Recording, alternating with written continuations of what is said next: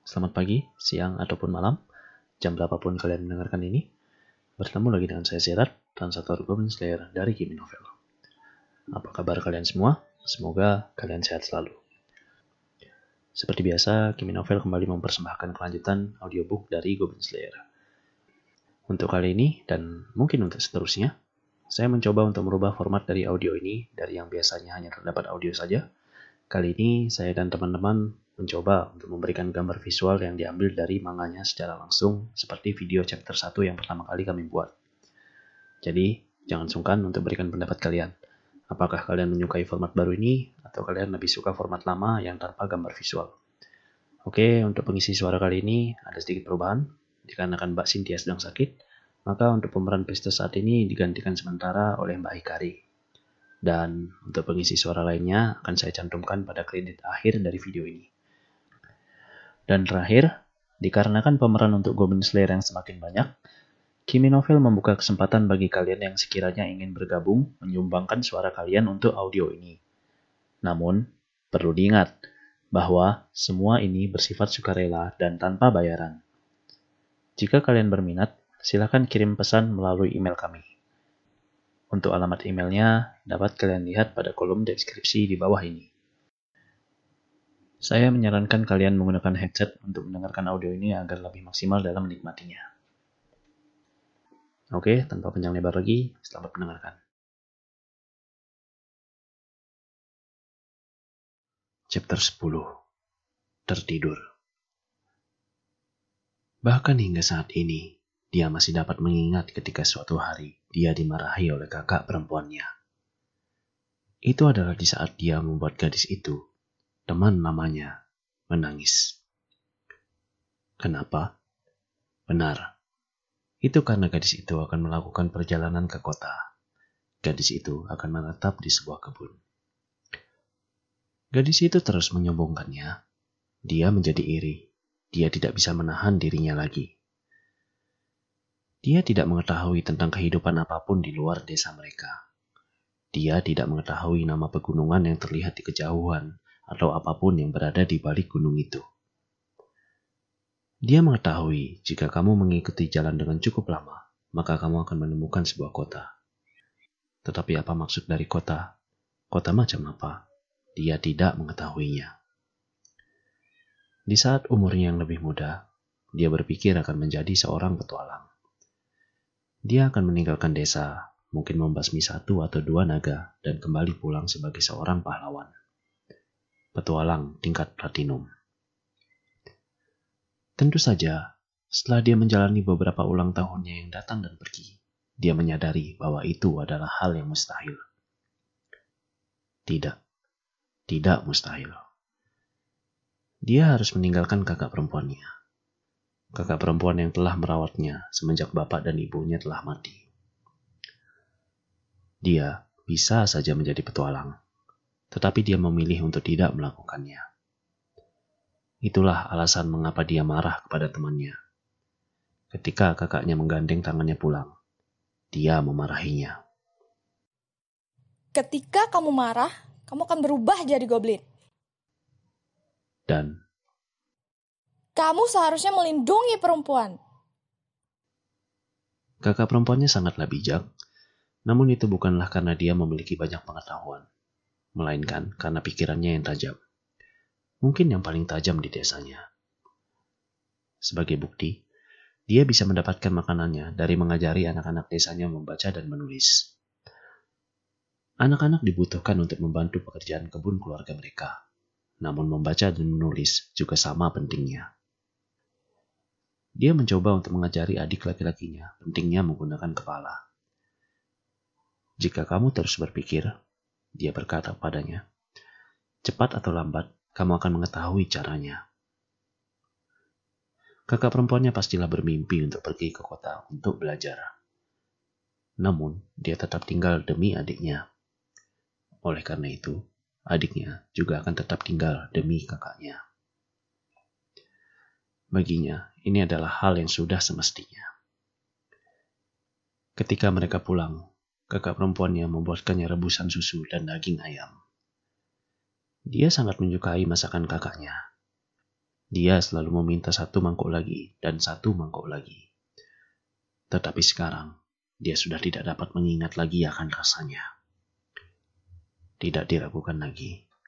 Itu adalah saat terakhir dia memakan masakan itu sebelum mereka datang.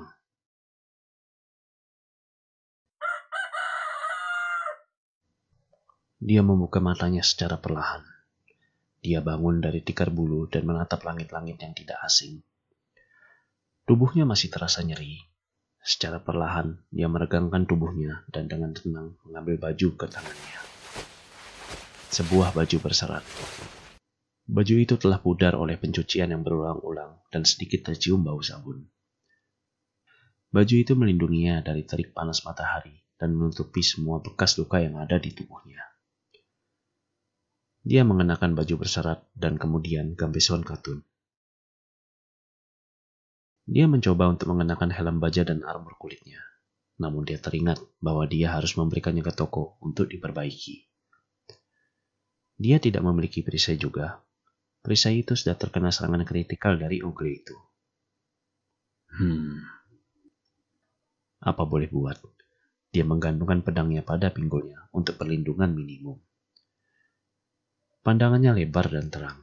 Kepalanya terasa ringan dan itu membuatnya tidak nyaman. Selamat pagi. Tidurmu nyenyak sekali. Suara yang tiba-tiba itu terasa seperti sebuah serangan kejutan baginya. Suara itu berasal dari gadis itu, teman lamanya, bersandar di ruangannya. Buah dadanya bersandar pada kerangka jendela yang terbuka. Angin yang sejuk berhembus ke dalam ruangannya. Dia tidak pernah merasakan angin musim panas pada kulitnya yang terbuka seperti ini dalam waktu yang cukup lama.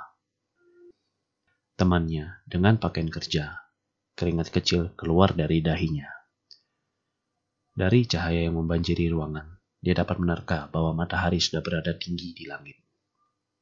Maaf, Dia berkata, menawarkan ucapan permohonan maaf singkat karena sudah ketiduran. Sepertinya gadis sapi sudah memulai pekerjaannya merawat para binatang. Dia sudah kehilangan kesempatannya untuk dapat membantu. Gadis sapi tidak mempermasalahkannya. Tanpa ada nada kesal pada suaranya, dia berkata, Oh, nggak apa-apa kok. Kamu membutuhkan istirahatmu lebih dari apapun. Aku tahu itu. Karena kalau enggak, kamu nggak akan melewatkan inspeksi pagimu. Tidurmu nyenyak? iya, Kelihatannya hari ini akan panas banget. Kamu yakin nggak bakalan kepanasan dengan baju itu? mungkin kamu benar. gadis sapi memang benar.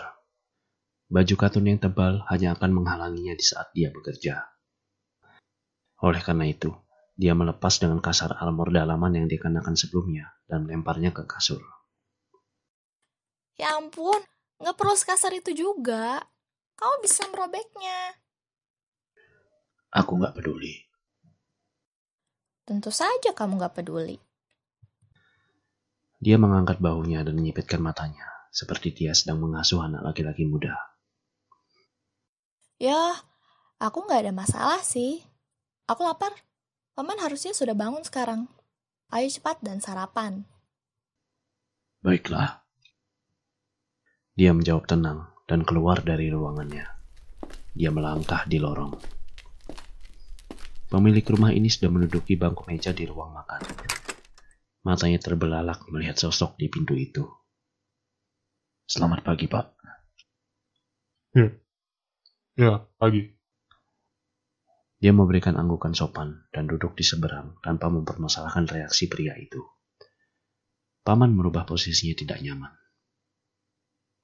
Kamu bangun agak telat hari ini. Iya, Dia mengangguk sigap. aku ketiduran. Aku akan melakukan inspeksiku nanti. Ya, aku ngerti. Kalimat itu terucap seperti sebuah dengusan. Dia membuka mulutnya, kemudian menutupnya kembali, kemudian mengerutkan alisnya. Kamu harus istirahat sesekali. Nggak bisa kerja jika kamu nggak punya tenaga. Dia terdiam beberapa saat dan kemudian mengangguk. Benar. Seperti inilah percakapan yang mereka lakukan. Dia mengetahui bahwa pemilik kebun ini adalah orang yang baik. Dia memperlakukan keponakannya layaknya anaknya sendiri. Namun dia juga mengetahui bahwa pemilik kebun ini juga tidak menyukainya. Atau paling tidak, merasa tidak nyaman berada di dekatnya. Adalah pilihan masing-masing untuk menyukai dan tidak menyukai seseorang. Dia tentu saja tidak berusaha untuk meyakinkan paman untuk menyukai dirinya. Wow, maaf kelamaan. Aku akan membawa makanannya sebentar lagi, jadi jangan sungkan-sungkan.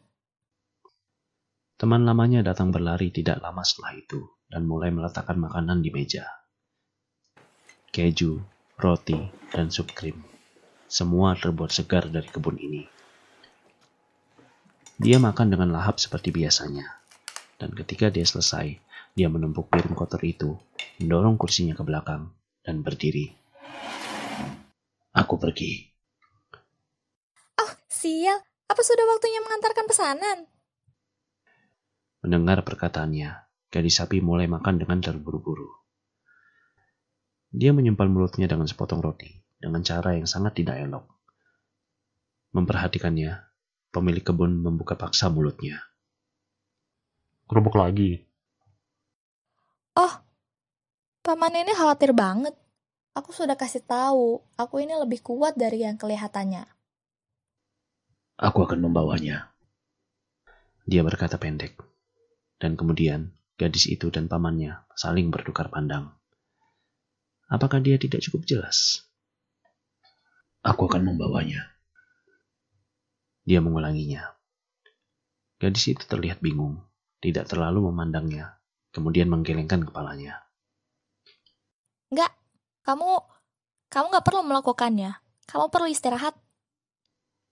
Tubuhku akan lemah. Dia berkata tenang. Lagi pula, aku punya urusan di guild. Dia tahu bahwa dia tidak banyak berbicara. Dia tidak dapat mengingatnya apakah dia memang selalu seperti ini sebelumnya. Namun dia tahu seberapapun sedikitnya ucapannya, gadis itu akan selalu mencari cara untuk merawat dia. Itulah alasan mengapa dia harus mengatakan apa yang dia ingin katakan. Gak masalah. Dia berkata dan pergi meninggalkan ruang makan. Dia dapat mendengar langkah kaki cepat gadis itu yang berusaha mengejarnya. Gerobak itu sudah menunggu di luar. Pesanan untuk guild petualang sudah dimuat di malam sebelumnya. Dia menarik talinya untuk memastikan semua sudah terikat, kemudian menggenggam pegangan gerobak dan mulai mendorongnya. Suara decitan roda mulai terdengar seiring dengan jalan yang berbatu. Dia dapat merasakan beban pada lengannya. Kamu yakin nggak apa-apa? Dia melewati gerbang pagar. Gadis itu datang berlari, napasnya terengah-engah. Gadis memperhatikan wajahnya. Iya. Dia mengangguk singkat dan mulai mendorong kembali. Jalan garis pohon menuju kota. Dia berjalan dengan perlahan, langkah demi langkah, merasakan bumi pada telapak kakinya. Seperti yang gadis itu ucapkan, hari ini tampak akan panas sekali. Hari belum mencapai tengah hari, akan tetapi sinar matahari sudah sangat menyengat. Pada saat ini, dia berkeringat.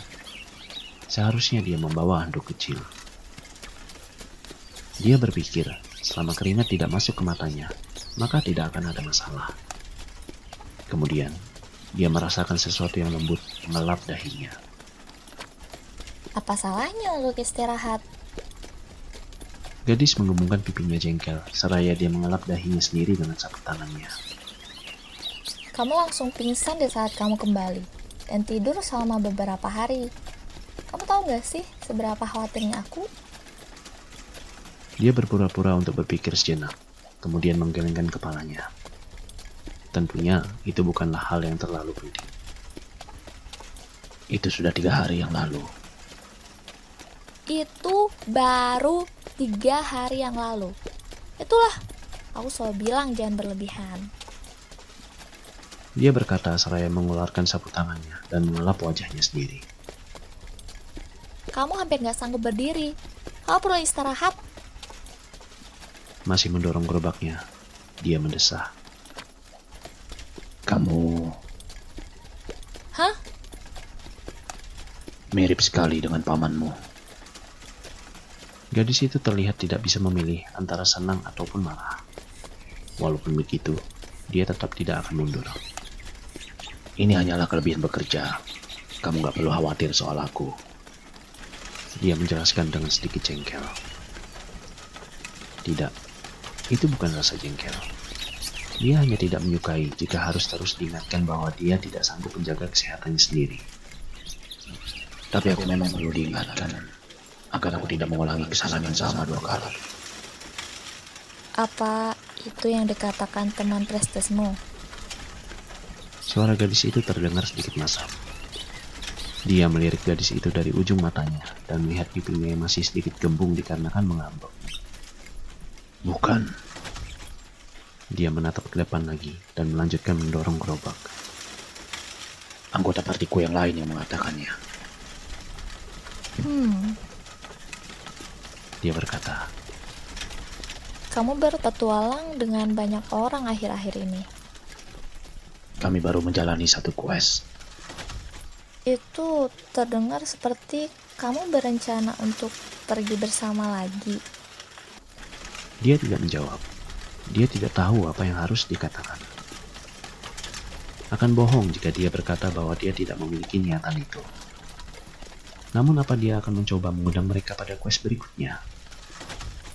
Pada saat itu, angin berhembus. Dia menutup matanya, mendengarkan suara gemirisik cabang pepohonan dan bermandikan cahaya matahari yang tersaring di daunan. Mereka berhenti berbicara. Hembusan angin, langkah kaki mereka, nafas mereka, gemuruh roda yang bergerak berputar. Seekor burung bernyanyi dari suatu tempat. Anak kecil berteriak bermain. Keriuhan kota yang masih terlihat jauh. Ini menyenangkan. Gumam yang tiba-tiba terdengar keluar dari dalam mulutnya. Apa?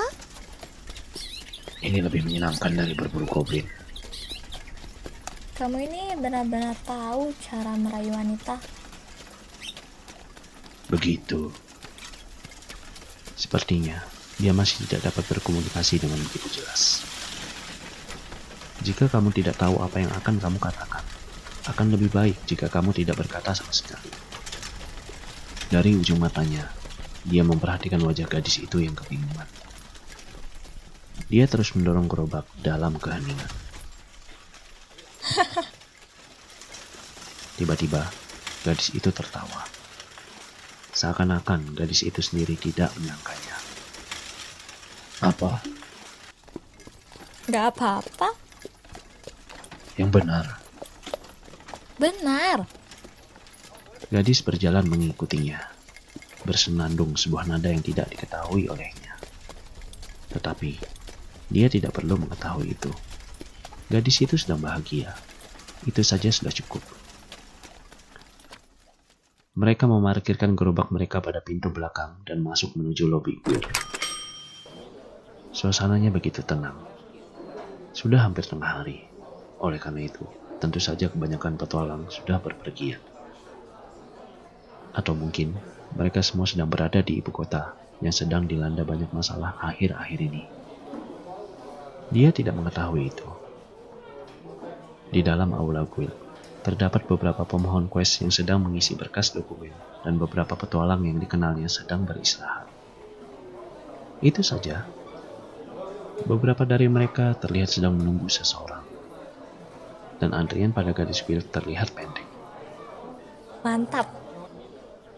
Teman namanya berkata dengan tepuk tangan bahagia. Aku gak harus menunggu lama untuk mendapatkan tanda tangannya. Aku akan mengurus ini dan segera kembali. Tapi, kamu tadi bilang ada yang harus kamu lakukan, kan? Iya. Oke, kalau begitu, jika kamu sudah selesai, kita bisa bertemu lagi di sini dan pulang bareng. Baiklah. Dia melihatnya berlari dengan gembira, kemudian melihat sekeliling aula. Dia tidak dapat melihat wajah orang yang dicarinya.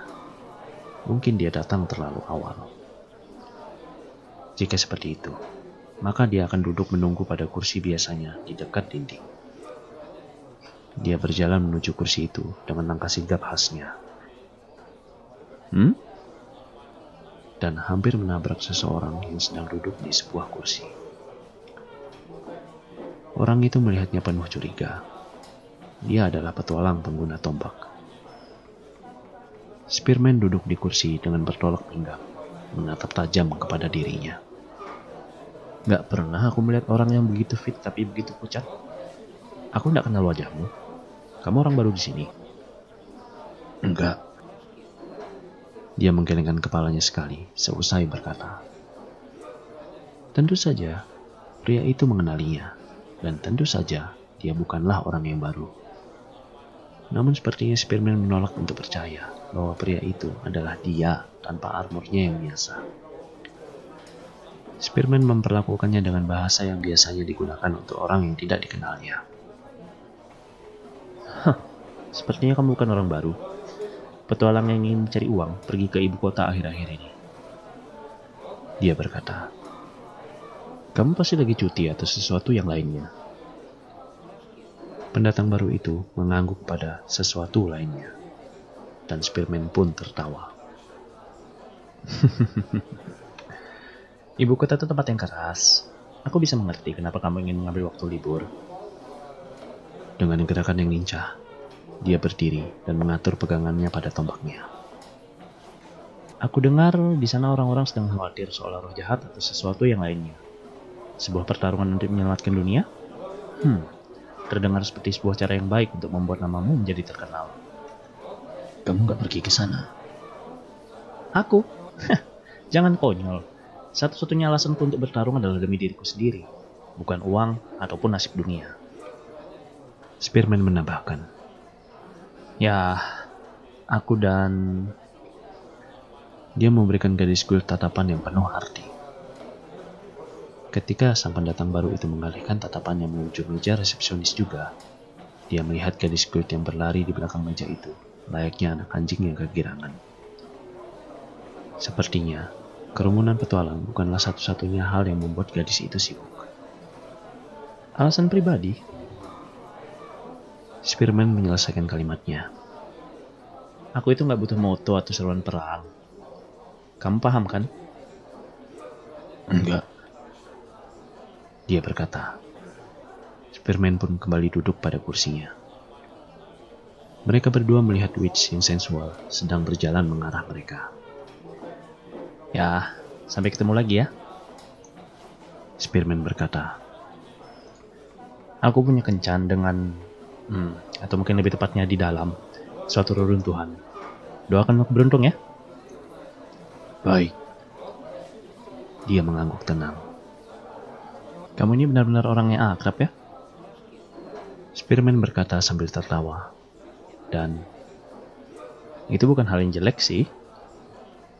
Ketika mereka berdua meninggalkan ruangan, Witch melihat ke belakang kepada orang akrab ini dan memberikan kedipan mata yang penuh arti dan tertawa. Hati-hati, ya? Witch berkata. Baik. Dan kemudian dia menduduki kursi yang sekarang telah kosong ini. Dia menatap kosong pada langit-langit tinggi aula Gur. Baru tersadar olehnya bahwa Spearman dan Witch adalah satu parti. Dan dia mengira bahwa dia sudah mengenal mereka dengan baik sebelumnya. Pak Goblin Slayer? Pak Goblin Slayer, apa kamu ada di sini, Pak? Kali ini, suara yang penuh ragu terdengar. Dia mengarahkan pandangannya kepada sumber suara itu tanpa menggerakkan kepalanya. Sebuah kebiasaan dikarenakan dia menggunakan helmnya yang terlalu lama. Dia melihat seorang anak laki-laki magang dari bengkel. Dia berdiri di sana dengan begitu mencolok. Celemek kulit miliknya penuh dengan noda gris. Itu aku. Ah, syukurlah. Aku nggak tahu kamu yang mana. Bos mencarimu. Katanya pekerjaannya sudah selesai. Baiklah, aku akan ke sana. Guild petualang bukan hanya tempat untuk menyerahkan quest saja. Tempat ini menyediakan beberapa aktivitas kewirausahaan. Selain kantor, terdapat penginapan, bar, toko barang, dan toko perlengkapan. Tentu saja, bukan hal yang wajib untuk mempunyai toko seperti ini di dalam bangunan guild. Namun sejauh negara memperhatikan, akan lebih mudah untuk mengatur orang-orang liar di satu tempat sebisa mungkin jika dibandingkan dengan mereka berkeliaran di mana-mana. Ketika dia berdiri, dia berjalan menuju salah satu bengkel yang ada di guild. Melalui ruangan-ruangan, menuju sebuah ruangan yang lebih di dalam. Di depan sebuah tempat penempaan yang bercahaya, berdiri seorang pria tua yang mengayunkan palunya tanpa lelah. Mengerjakan sebuah pedang yang baru saja keluar dari sebuah cetakan menjadi sebuah pedang yang sesungguhnya. Memang benar, ini hanyalah pedang yang diproduksi secara massal yang tidak terlalu sulit untuk ditempa, yang tidak bisa dibandingkan dengan pedang-pedang legenda. Akan tetapi, kemampuan untuk menempa pedang yang sama berulang-ulang dengan hampir tidak ada perbedaan adalah talenta yang luar biasa. Kamu datang. Pria tua itu melihatnya. Jenggot blacksmith tersebut sangatlah tebal yang dapat membuatnya disangka sebagai seorang dwarf. Mungkin dikarenakan lamanya dia bekerja menempa, membuatnya menyipitkan sebelah matanya hampir tertutup dan membuka lebar sebelah matanya. Ekspresi wajah itu sangatlah tidak menarik. Kamu memesan dan terus memesan, tapi hanya barang-barang yang paling murah. Katakan padaku, bagaimana caranya aku mengisi tabunganku jika seperti ini terus? Maaf. Jangan meminta maaf. Hanya saja berhati-hatilah dengan barang buatanku. Aku akan coba. Pria tua itu mendengus. Kamu gak tahu lelucon bahkan jika itu menggigitmu di... Kemari. Pria tua itu memanggil. Ketika Goblin Slayer mendekatinya, pria tua itu memberikan armor dan helm kepadanya. Seharusnya tidak ada masalah. Tapi dicoba saja untuk memastikan. Aku akan mengubahnya jika diperlukan. Gratis. Terima kasih. Armor yang hancur, peot, dan kotor telah dibuat sebagus, ya, tidak sebagus seperti baru, tetapi sebagus seperti sebelum pertarungannya dengan ogre itu. Paling tidak, dia bisa mempercayakan nyawanya lagi pada benda ini. Dan scroll, apakah mendapatkannya? Kamu memberiku uang, maka aku akan memberikanmu barang. Tapi kalau sangat langka dan mahal. Pria tua itu mendengus marah dan melihat kembali mengarah tempat tempatnya. Dia menarik sebuah pedang besi biasa.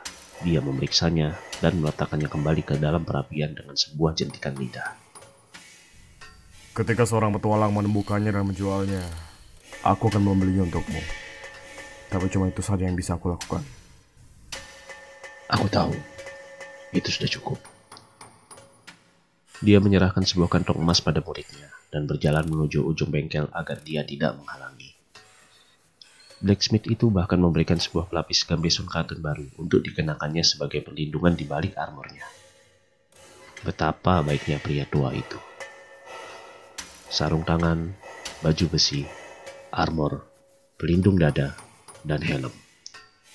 Dia mengenakan perlengkapannya dengan gerakan mekanikalnya sesuai urutannya. Dan ketika itu, dia mendengar suara murid blacksmith yang kebingungan. Hei bos, orang itu petualang tingkat silver kan? Aku dengar begitu. Terus, kenapa dia menggunakan armor itu? Kalau dia ingin bergerak secara sembunyi, kita kan punya baju mithril atau... Kamu gak tahu, bocah? Aku nggak tahu bos. Kenapa dia nggak menggunakan pedang sihir daripada scroll? Atau... Karena hanya orang tolol yang cukup bodoh untuk menggunakan pedang sihir untuk melawan goblin. Blacksmith tersebut memukulkan sebuah besi dengan sekuat tenaganya. Sebuah suara yang keras berdenging terdengar ketika palu itu bertemu dengan pedang. Dia adalah pria yang tahu apa yang dilakukan.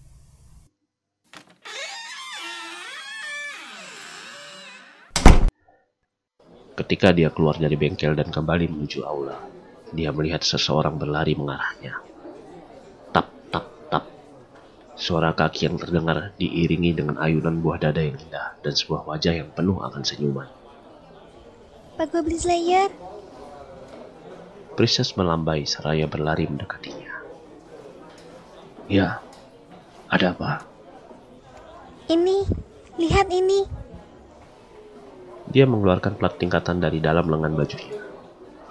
Plat tersebut tidak lagi putih porselen, melainkan obsidian yang gemerlap. Oh, jadi itu. Dia mengangguk pada rekannya yang berseri-seri. Kamu naik tingkat dari tingkat 10 ke 9. Iya, aku sudah dipromosikan. Sistem tingkatan yang dijalani para petualang ditentukan dengan seberapa banyak hal baik yang telah dilakukannya pada dunia. Beberapa menyebutnya sebagai experience point atau semacam itu. Tetapi dengan kata lain, tingkatan mereka naik berdasarkan hadiah yang mereka sudah kumpulkan dari sebuah quest.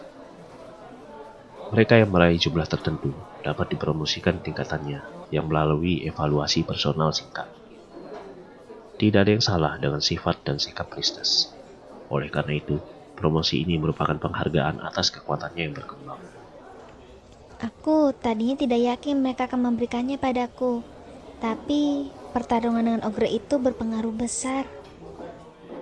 Dia menggaruk sebelah pipinya yang tersipu dengan jarinya.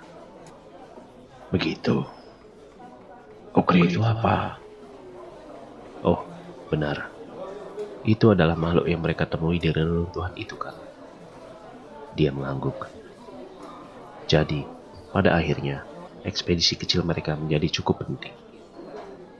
Setelah beberapa saat dia berpikir, dia menambahkan pendek. Bagus untukmu. Semua ini berkat dirimu. Tatapannya, matanya yang indah, menatap kepadanya. Dia menahan napasnya. Apa yang harus dia katakan? Terdapat jeda panjang. Enggak, Akhirnya dia berbicara. aku nggak melakukan apapun. Banyak yang sudah kau lakukan. Dia merespon dengan senyuman. Kau sudah menyelamatkanku waktu kita pertama kali bertemu. Tapi aku nggak bisa menyelamatkan rekanmu. Betul, tapi Wajahnya menegang sesaat. Dia tidak bisa menyelesaikan kalimatnya. Bahkan Goblin Slayer pun masih mengingat kejadian yang mengenaskan itu dengan sangat jelas. Warrior, wizard, fighter, mereka yang telah kehilangan segalanya. Parti mereka yang telah diinjak-injak menjadi debu. Princess menelan liurnya, namun kembali melanjutkan dengan tegas. tapi kau menyelamatkanku. Paling tidak, aku ingin berterima kasih untuk itu. Kemudian dia tersenyum. Pada wajahnya, senyum itu terlihat seperti bunga yang bersemi. Jadi, terima kasih. Dia berkata sambil menundukkan kepalanya. Seperti prediksi, Goblin Slayer kehabisan kata-kata. Princess berkata bahwa dia akan pergi ke kuil dan memberitahukan Ibunda Bumi akan promosinya. Dia berdiri dan melihat Princess yang pergi dengan langkahnya yang anggun dan tangannya yang memeluk erat tongkatnya. Dia diam. Dia melihat menuju meja resepsionis, di mana teman lamanya sepertinya masih sibuk dengan berkas dokumen. Aku akan menurunkan isi gerobak. Dia berkata, dan teman lamanya pun merespon dengan melambai. Dia pergi dan menuju pintu masuk aula guild. Dia mengambil sayuran dan beberapa barang produksi dari gerobak satu persatu dan meletakkannya di dekat pintu masuk dapur. Bekerja di bawah terik matahari, keringat mulai bercucuran di dahinya di balik helmnya dengan begitu cepat. Tetapi sangatlah penting untuk melindungi kepala. Dia tidak bisa menurunkan penjagaannya. Disitulah dia berpikir, ketika Hei, kamu ada waktu? sebuah suara tenang secara tiba-tiba memanggilnya dari belakang. Dia meletakkan muatannya dan berputar perlahan. Orkbok, kamu lagi ngapain? Dia adalah High Elf Archer. Telinganya berdiri tegak ke atas. Apa? Bedkator ada di sini. Oh, memang benar. Apa seharusnya kamu sudah boleh bangun? Saya dengar Anda tertidur selama 3 hari. Namun sepertinya Anda sudah sehat sekarang. Terlihat dari gerakan kakinya kan? Elf membalas kepada Dwarf dan Lizardman yang berdiri di sampingnya. Sepertinya mereka menetap di kota setelah perjalanan mereka membasmi goblin. Biasanya, para petualang selalu berkelana, berpindah markas operasi mereka di saat yang menguntungkan bagi mereka atau di saat yang dibutuhkan. Tempat ini bagus juga. Elf berkata, Sangat nyaman, tapi kamu lagi ngapain? dia mencondongkan tubuhnya penasaran. Aku lagi menurunkan muatan gerobak ini. Tunggu dulu. Jangan bilang kamu kesulitan uang sampai kamu mengambil pekerjaan sebagai tukang antar barang. Enggak. Dia berkata jengkel. Kamu apa? Oh, ya. Orang ini, Elf mengoceh penuh arti, menunjuk Lizard Priest dengan jempolnya. Lidah Lizardman menjulur menyentuh hidungnya, dengan tangan yang bergerak gelisah terus-menerus.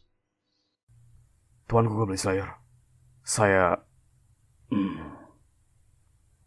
Apa? Dengan rendah hati, saya meminta beberapa... Minta apa? Goblin Slayer bertanya. Dwarf menyela dengan senyum yang menyeringai. Si sekali ini ingin minta keju. harusnya kamu langsung bilang saja. High Elf Archer menyarankan, menyipitkan matanya seperti kucing. Lizardman mendesis kepada mereka berdua. Namun mereka sepertinya tidak mempedulikan itu. Mungkin mereka senang bisa melihat sisi lain dari rekan mereka yang sulit diajak bercanda. Karena pada normalnya, Lizardman lah yang selalu menjadi penengah di antara mereka. Goblin Slayer sadar bahwa dia tidak dapat keluar dari situasi ini. Mereka baru saja menjalani satu quest bersama. Banyak hal yang masih dia tidak ketahui. Apa ini cukup? Dia membuka salah satu bungkusan di gerobak itu, mengeluarkan sebuah keju bulat dan melemparnya kepada mereka. Woho. Lizardman menangkapnya, matanya berputar girang di kepalanya. Kamu bisa membayarnya di guild. Ya. Saya mengerti Tuanku Goblin Slayer. Oh, madu manis. Nilaimu lebih berharga dari emas. Bisa dibilang dia sedang berdansa. Dia membuka mulutnya dan menggigit besar keju itu. Sang elf pun tersenyum tidak berdaya. Aku rasa bahkan orang paling serius pun harus sesekali membebaskan dirinya. Dia berkata, Begitu. Goblin Slayer mengangguk. Dia tidak merasa bahwa itu adalah hal yang buruk. Dia meraih barang selanjutnya di dalam gerobak. Dia mengambil sebuah kotak kayu, mengangkatnya, dan menurunkannya. Kemudian yang berikutnya, dan berikutnya lagi. Ini adalah pekerjaan yang begitu sederhana, tetapi dia tidak membencinya. Setelah beberapa kotak kayu berikutnya, elf itu masih berdiri di sana. Tubuhnya bergerak gelisah ketika dia memperhatikan pekerjaannya yang berulang-ulang. Apa? Aku nggak boleh di sini? Bukan. Dia sedikit menggelengkan kepalanya. Tapi hari ini akan panas. Dengar. Suaranya terdengar sedikit nyaring. Telinganya berayun naik dan turun, naik dan turun. Apalagi? Dia berkata sambil mendesah. Kami sedang memeriksa sebuah reruntuhan sekarang. Reruntuhan. Ya, seperti perjalanan quest terakhir kita, mencoba mencari tahu apa yang sedang direncanakan roh jahat atau yang lainnya. Begitu. Tapi party kami nggak memiliki pemain baris depan, kan? Maksudku, Aku ranger, dia seorang priest, dan si cebol pembaca mantra. Dia memainkan rambutnya seraya dia berkata dan tidak begitu melihat Goblin Slayer. Benar. Dia menyetujui. Apa yang dikatakan oleh elf itu adalah benar.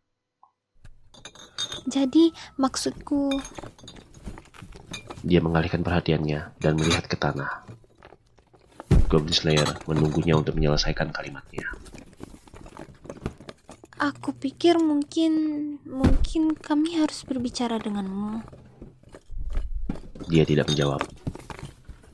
Dia mengangkat kotak lainnya tanpa berkata apapun. Telinga elf jatuh lemas, dan Goblin Slayer meletakkan kotaknya. Akan kupikirkan. Goblin Slayer dapat mendengar telinga elf yang kembali berdiri kegirangan. Ya, benar. Kamu pikirkan dulu. Dengan lambaian kecil, elf pergi menuju meja resepsionis aula guild. Dwarf shaman mengikutinya, membelai jenggotnya dengan sebelah tangan, dan sebelah tangannya lagi menarik Lizardman yang masih terpesona dengan hadiah yang lezat untuk ikut bersamanya. Bagaimana, Bertcutter?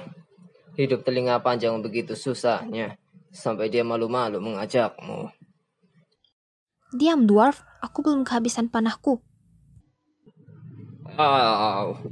Kau membuat kakiku gemetaran di dalam sepatuku, bocah. Sepertinya elf masih dapat mendengar perkataannya. Goblin Slayer memperhatikan mereka berdua berjalan dan beradu mulut dengan begitu nyaring. Tanpa disadarinya, dia hampir selesai menurunkan semua muatan gerobak. Dia menghela napas lega dan menggelengkan kepala. Matahari sudah berada tinggi di langit. Musim panas sebentar lagi akan tiba.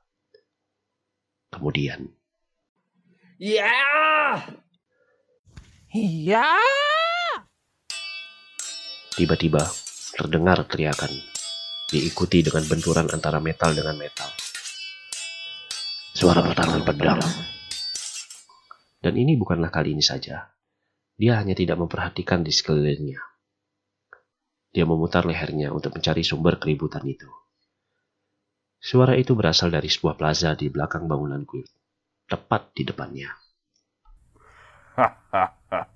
Kamu bilang itu sebuah serangan. Kamu bahkan gak bisa membunuh goblin dengan itu. Sial! Dia terlalu besar. Menyebalkan sekali. Kelilingi dia dari sebelah kanan. Baiklah, bersiaplah. Seorang warrior dengan armor beratnya menggunakan sebuah pedang besar dengan begitu mudah. Layaknya sebuah tongkat kayu dan menangkis serangan dari dua orang anak laki-laki muda. Salah satu dari anak laki-laki itu adalah scout dari party Heavy Warrior. Dan yang satunya, dia adalah seorang warrior pemula yang sedang dalam perjalanan menuju saluran pembuangan air. Gerakannya memiliki ciri khas seorang tingkat perselen yang tidak berpengalaman. Namun dia mencoba mencari alur dari pertarungan ini dengan sangat baik. Rencana yang gak jelek. Warrior yang berpakaian berlebihan itu merespon. Tapi gak akan ada gunanya jika kamu meneriakannya kepada musuhmu. Ya! Perbedaan pengalaman dan kekuatan antara mereka sangatlah begitu jauh. Warrior itu menangani mereka dengan begitu mudah. Sepertinya Goblin Slayer terlalu terlihat mencolok ketika dia memperhatikan mereka sedang berlatih. Ternyata Goblin Slayer. Berkata dengan suara rendah, penuh akan kecurigaan. Dia adalah wanita yang mengenakan knight armor. Seingat Goblin Slayer, wanita itu juga merupakan bagian dari party Heavy Warrior. Aku tidak melihatmu beberapa hari ini. Dia berkata. Aku mulai berpikir bahwa ogre itu sudah membunuhmu. Tapi disinilah kau, hidup dan bergerak. Iya. Seperti itukah kau berbicara dengan semua orang yang kau kenal? Iya. Begitu. Knight mengelurutkan alisnya seakan-akan dia memiliki sakit kepala dan menggelengkan kepalanya. Goblin Slayer tidak menganggap ada hal yang aneh tentang itu. Namun, dia tidak mengutarakannya. Dan dia berkata, Aku nggak menyangka bahwa warrior itu adalah anggota partimu. Oh, bukan. Kami hanya melakukan latihan dengan bocah-bocah di sini. Sepertinya mereka menyadari ada warrior muda lainnya yang sedang berlatih pedang di dekat mereka dan mengundangnya untuk bergabung. Kebanyakan dari mereka yang bercita-cita menjadi warrior datang dari sebuah desa dengan pedang dan mimpi tentang cara penggunaannya. Bahkan latihan dengan petualang yang sudah berpengalaman ini mungkin dapat menyelamatkan hidup mereka suatu hari nanti. Sekarang aku harus mengajarkan para gadis itu cara untuk berperilaku sebagai seorang wanita. Di seberang dari scout dan warrior muda yang berhadapan melawan heavy warrior dengan gagah berani, seorang klerik dan gadis druid bersandar pada sebuah tembok yang rendah, memperhatikan pertarungan itu dengan semangat. Dan si kepala batu itu mungkin sudah capek sekarang. Mungkin aku harus bergabung dengannya. Knight berkata dengan senyum menyeringai. Dia menggerakkan perisai besar dan pedang kebanggaannya. Dan kemudian melompat dinding menuju kegiatan yang sedang berlangsung. Baiklah, sekarang kalian sedang dalam masalah. Aku kira aku mendengar ada warrior yang perkasa di sini. Tapi sejauh aku lihat, cuma ada gerombolan orang lemah. Apa? Bagaimana mungkin seorang paladin berkata seperti itu? Ini jawabanku. Berlatih. Teriak warrior yang selalu menyerang dari depan. Inilah mengapa orang-orang menyukainya. Pedang besar heavy warrior itu berputar seperti tornado, sedangkan perisai besar dari Knight menghentikan serangan demi serangan. Klerik dan gadis druid baru saja akan pergi membantu para laki-laki muda yang terdesak itu ketika Knight itu tidak bisa mengurus urusannya sendiri ya? tawa yang terdengar jelas seperti sebuah lonceng. Sejak kapan ada seseorang di sampingnya? Maaf sudah mengganggu Goblin Slayerku. Tapi bagaimana kalau kau minum ini? Di sini sangat panas. Dia baru saja keluar dari pintu dapur, dan sekarang menawarkan secangkir minuman kepadanya. Terima kasih. Dia berkata, mengambilnya, dan meminumnya dengan sekali teguk masuk ke dalam helmnya. Terasa dingin dan begitu manis. Ada sedikit campuran lemon dan madu di dalamnya. Gadis kulit berkata, Seharusnya bagus untuk menghilangkan rasa lelah. Goblin Slayer mengangguk setuju. Ini mungkin akan dapat menjadi tambahan yang bagus untuk persediaannya nanti. Dia harus mengingatnya. Akhir-akhir ini ada pembicaraan mengenai bangunan baru yang akan didedikasikan untuk latihan seperti itu. Dia berkata dan mengangguk pada gerombolan yang sedang berlatih itu. Dia mengelap tetesan cairan pada bibirnya. Kami dapat mempekerjakan para petualang yang sudah pensiun sebagai pengajar. Banyak pemula yang tidak mengetahui tentang apapun sama sekali. Jika kita bisa mengajari mereka walaupun hanya sedikit, mungkin akan lebih banyak dari mereka yang dapat kembali pulang. Gadis Guild melihat menuju kejauhan dan tersenyum. Gadis Guild telah banyak melihat para petualang yang datang dan pergi. Walaupun dia hanya mengurus berkas dokumen, namun tetap saja dia dapat merasakan dampaknya. Tidaklah sulit untuk memahami mengapa dia ingin menolong para pendatang baru. Dan Dia menambahkan, walaupun kamu pensiun, kamu tetap perlu menjalani hidup. Semua orang pasti membutuhkan sesuatu untuk mengisi waktunya. Begitukah? Dia memberikan cangkir kosong itu kembali kepada gadis Guild. Ya, memang begitu. Dia memaksa dengan anggukan penuh semangat biasanya. Kepangnya berayun. Jadi, kamu harus juga menjaga dirimu sendiri, oke? Dia terdiam sesaat. Sepertinya itu adalah nasihat orang-orang kepada aku akhir-akhir ini. Aku akan menunggu hingga kamu sembuh total sebelum aku memberikanmu quest lagi. Mungkin sekitar sebulan. Dia mengeluh. Dan jika kamu bekerja lagi sampai kamu pingsan, 6 bulan. Itu akan menjadi masalah bagiku. Ya kan? Jadi, tolong belajarlah dari hal ini. Dia tertawa kecil. Kemudian, gadis kulit memberitahukan kepadanya bahwa dia sudah menyelesaikan berkas dokumen untuk bahan produksinya. Goblin Slayer kembali menuju aula guild. Suara pedang metal petualang muda yang beradu dengan mentornya masih terdengar di belakangnya. Gadis itu, teman lamanya, menunggu dengan tidak sabar di dekat gerobak. Ketika dia melihat Goblin Slayer, wajahnya menjadi ceria. Goblin Slayer memanggilnya dengan pelan. Pulang? Ya, ayo. Gerobak itu menjadi lebih ringan dibanding dengan pagi hari tadi.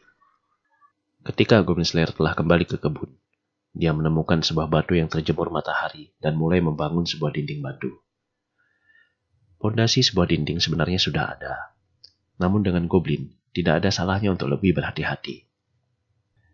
Bahkan paman pun dengan berat hati mengakui nilai kegunaan dinding ini, dengan logika bahwa dinding ini dapat menghalau hewan liar. Goblin Slayer bekerja tanpa sepatah kata pun hingga matahari melewati puncaknya. Dan teman lamanya datang dengan sebuah keranjang di lengannya. Mereka duduk di rerumputan bersama, memakan roti lapis dan anggur dingin untuk makan siang. Waktu berlalu secara perlahan. Dengan dinding yang hampir selesai dan pesanan untuk hari berikutnya yang telah dimuat di gerobak, matahari mulai terbenam di ujung khatulistiwa. Temannya berkata bahwa dia akan menyiapkan makanan dan pergi meninggalkannya. Meninggalkannya seorang diri berkeliling tanpa arah di padang rumput ini. Rerumputan bergemulai seiring angin musim panas yang berhembus. Di atasnya bersinar 2 bulan dan langit yang penuh dengan bintang. Bintang-bintang itu pastinya sudah menempati tempat barunya untuk musim yang baru. Namun, Goblin Slayer tidak dapat memastikan hal itu. Baginya, bintang-bintang adalah caranya untuk mengorientasi dirinya sendiri. Ketika dirinya masih muda, hatinya masih membara semangat mendengar kisah dongeng para pahlawan. Dulunya, dia ingin mempelajari kisah tentang konstelasi bintang. Tetapi sekarang, ada apa? Dia mendengar suara langkah kaki yang samar di rerumputan di belakangnya. Dia tidak berputar untuk melihat sumber suara itu. Makan malam sudah siap, tapi nggak usah buru-buru. Kamu lagi mikirin apa? Ketika dia melihat bintang di langit, teman lamanya pun duduk di sampingnya. Goblin Slayer berpikir sejenak, kemudian ikut duduk juga. Baju besinya sedikit berbunyi ketika dia duduk. Tentang masa depan. Masa depan? Iya. Hah? Percakapan mereka melenceng, dan mereka terdiam, dan mereka berdua pun menatap ke langit. Ini bukanlah keheningan yang tidak mengenakan, namun ini adalah keheningan yang mereka nikmati. Satu-satunya yang terdengar adalah bisikan angin, keriuhan kota di kejauhan, serangga dengan nafas mereka. Mereka sepertinya saling mengerti tentang apa yang akan mereka masing-masing katakan. Lagi pula, dia hanyalah manusia. Dia akan tumbuh tua, terluka, dan ketika dia terlalu lelah, dia akan pingsan. Suatu hari akan datang di mana dia akan mencapai batasannya. Jika dia tidak mati duluan, maka hari di mana dia tidak bisa membunuh goblin lagi tidak dapat dihindari. Dan apa yang akan dilakukannya jika itu terjadi? Dia tidak mengetahuinya. Dia lebih lemah dari yang aku kira. Pikir sang gadis, memperhatikan dia dari ujung matanya. Aku minta maaf. Kata itu tiba-tiba terlontar begitu saja dari bibirnya. Untuk apa? Pria itu memiringkan kepalanya. Mungkin dikarenakan helmnya, gerakan itu terlihat sedikit aneh dan seperti anak kecil. Enggak apa-apa. Kamu aneh. Dia bergumam, sementara gadis itu tertawa. Apa dia ngambek? Ini adalah hal yang sepele, namun hal ini tidak pernah berubah semenjak pria itu masih kecil. Dengan itu, gadis menarik lengan pria itu. Goblin Slayer mendapati pandangannya yang tergerak, dan kemudian belakang kepalanya bersandar pada sesuatu yang empuk. Ketika dia melihat ke atas, dia melihat bintang, 2 bulan, dan mata gadis itu.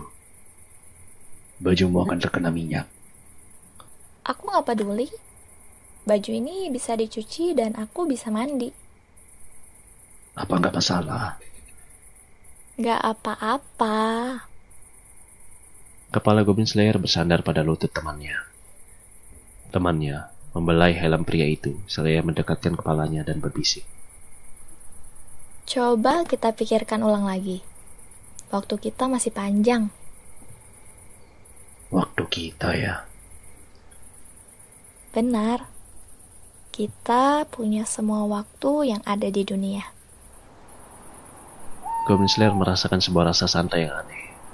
Layaknya sebuah tali yang telah dilonggarkan dari ikatannya yang kuat. Ketika dia menutup matanya, dia masih mengetahui bagaimana temannya melihat dirinya sendiri.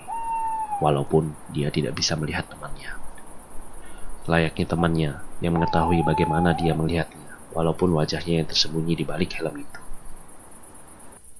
Makan malam hari ini adalah sup. Hari-hari santai terus berlanjut hingga 1 bulan telah berlalu.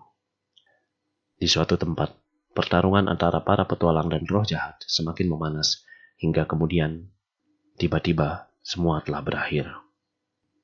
Konon, seorang petualang pemula yang mengikuti bimbingan pedang legendaris, pada akhir petualangan mereka berhasil mengalahkan Demon King. Petualang yang masih hijau itu, seorang gadis muda, menjadi petualang tingkat platinum yang ke-16 dalam sejarah. Sebuah perayaan dirayakan di ibu kota. Bahkan Goblin Slayer yang sedang beristirahat pun mengamati perayaan itu. Walaupun ini semua sama sekali tidak ada sangkut paut dengan dirinya. Dia hanya tertarik dengan cuaca, binatang, tanaman, dan orang-orang yang ada di sekelilingnya. Waktu berlalu perlahan namun pasti. Hari-hari berlalu dengan tidur siang yang berkualitas. Namun semua hal akan berakhir, dan terkadang terlalu cepat berakhir. Akhir dari masa istirahatnya muncul dari sebuah bercak-bercak hitam di rerumputan yang basah oleh embun pagi. Garis lumpur dan kotoran-kotoran yang tersebar di padang rumput. Tidak salah lagi. Itu adalah jejak kaki kecil.